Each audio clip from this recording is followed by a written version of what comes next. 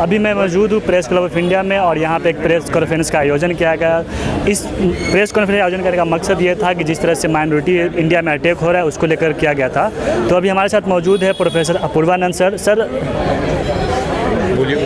Sir नाम मैं सही ले रहा हूँ ना? हाँ। अच्छा, क्योंकि मैं कन्फ्यूज हो गया कि शायद आप वही है या नहीं है। ठीक है, तो सर आप जिस तरह से उन लोगों पर अटैक किया गया, चाहे वो क्रिश्चियन है चाहे मुसलमान है, उसको आप किस तरह से देखते हैं?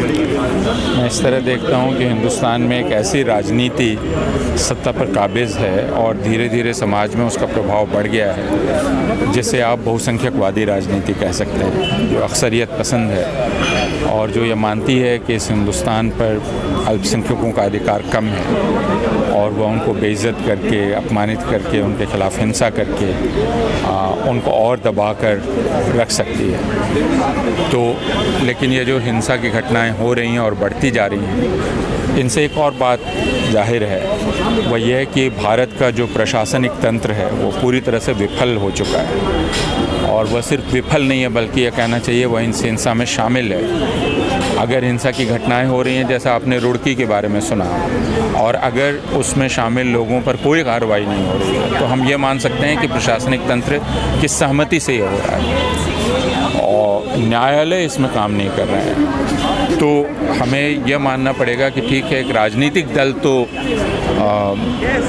चुनाव के संयोग से सत्ता में आ गया, लेकिन जो संवैधानिक संस्थाएं हैं उन्होंने भी अपना संवैधानिक कार्य छोड़ दिया है। मैं यही समझ रहा हूँ इस समय। तो सर आपका ये कहना है कि जो संवैधानिक संस्था है वो भी अपना कार्य करना छोड़ दिया। सर इस सिलसिले में सर एक और घटना है आर्यन खान के बारे में, सर आपने सुना होगा, तो क्या आपको लगता है कि सर इसमें भी सरकार का हाथ है?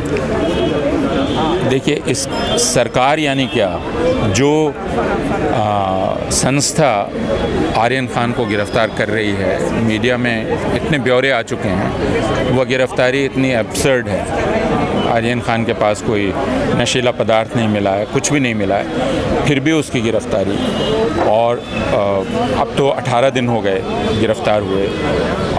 इसका मतलब ही है कि ये सब कुछ क्यों हो रहा है, किसकी शह से हो रहा है, किसकी मर्ज़ी से हो रहा है, ये बात बहुत साफ है। सर लोग सोशल मीडिया पे ये लिख रहे हैं कि वो मुसलमान है इसलिए उसको टारगेट किया जा रहा है।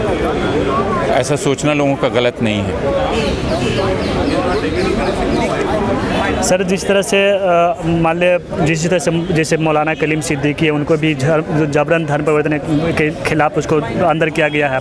दूसरी बात यह है कि अभी क्रिश्चियन को भी उस तरह का इल्ज़ाम लगाया जा रहा है कि वो भी धर्म परिवर्तन करवा रहे हैं। तो क्या सर ये अभी तो कोई इलेक्शन भी नहीं समझने की है कि धर्म परिवर्तन अपने आप में अपराध कैसे है और धर्म परिवर्तन राष्ट्र विरोधी कैसे है। जब मैं धर्म परिवर्तन मान लीजिए मैं करता हूँ, इस बुनियादी चीज़ पर हम लोगों को बात करने की ज़रूरत है। तो क्या मैं किसी को भारत के बाहर कर देता हूँ, भारत के ख़िलाफ़ कर देता हूँ, तो इसलिए राष्ट्र विरोधी तो कतई नहीं है, राज विरोधी कतई नहीं है।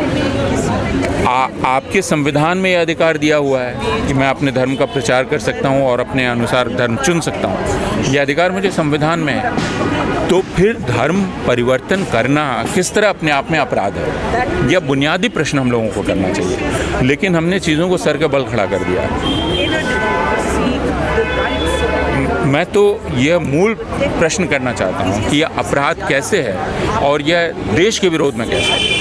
सर मैंने अक्सर देखा, हम लोगों ने अक्सर देखा है कि जिस तरह से चुनावों में विकास की बात नहीं होती है, सिर्फ धर्म की बात होती है। तो ये हमारे देश किस तरफ जा रहा है सर, इसको आप किस नज़र से देखते हैं? मैंने इसकी बात तो पहले ही कह दी कि हम बहुत ही गंभीर संकट में हैं और दुनिया के सारे देश भारत को बहुत चिंता से देख रहे हैं कि भारत एक तरह से जो अल्पसंख्यक हैं, मुसलमान, ईसाई हैं, वह उनके खिलाफ हिंसा को खुलेआम इजाज़त देता है वहाँ की सरकार।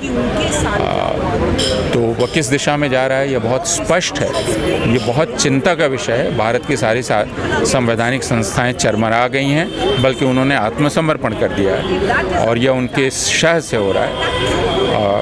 अगर ऐसा चलता रहा तो हम इस दलदल से निकल पाएंगे